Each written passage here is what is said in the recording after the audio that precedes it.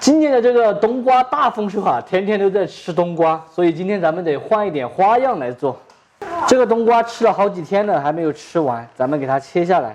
这种冬瓜就是传统的品种，我们四川喊的没得起冬瓜灰的冬瓜，表皮有一层这种白色的灰。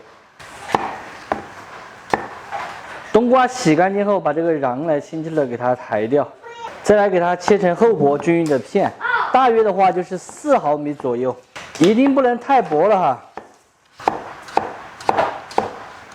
再来准备上一点青红二荆条，切一下后来炸碎。粗口梗用来提味，再来上一点姜葱蒜末，太活豆豉。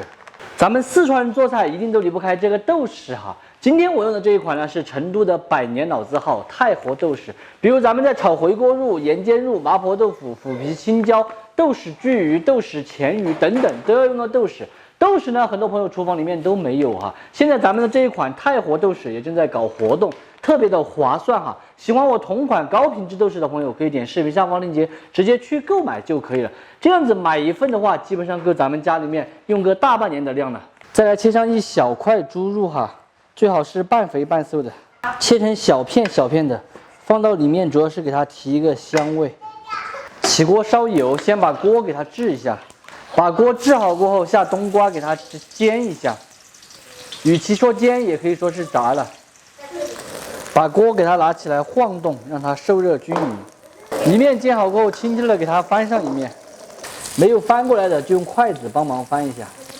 两面都煎好过后，先给它露出来。煎冬瓜的油留在锅里，下猪肉，先把它们的香味爆出来。炒香炒出油脂过后，下入这一碗小料。在油里面把它们的香味给爆出来，下入冬瓜，先用大火给它翻炒均匀，来一点老抽酱油给它上一个颜色，再来一点糖、鸡精、盐，继续的用大火给它炒转。这个冬瓜咱们在煎的时候就已经把它煎熟了哈，所以就不需要再加水炒了。现在空气中都弥漫着这个香味，关火出锅。四川人做菜一定离不开的花椒油，建华的。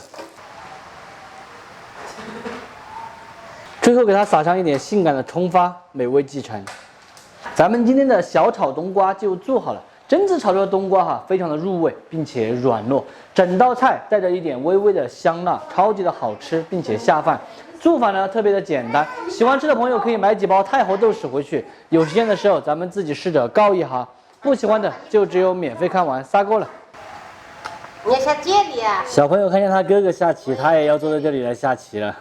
好棒好棒，他在鼓掌，真棒，鼓个掌。继续下。他把耳朵蒙着是什么意思？快下。你下哪里了？这个。你要下黑棋啊？那你下哪里？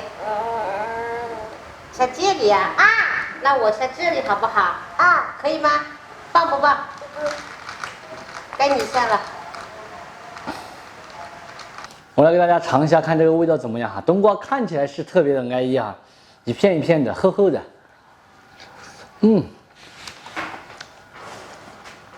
特别的趴，并且糯糯的那种感觉。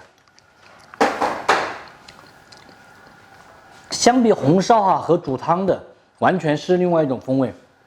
然后入口的话有豆豉的香味，还有这个青红萱椒的辣味，真的可以说是安逸的很。这种菜没什么难度，也没有什么特别之处，它的特点就是4个字：好吃和下饭。多的咱们就不说了哈，这道菜你们能吃几碗饭？在评论区给大家留言。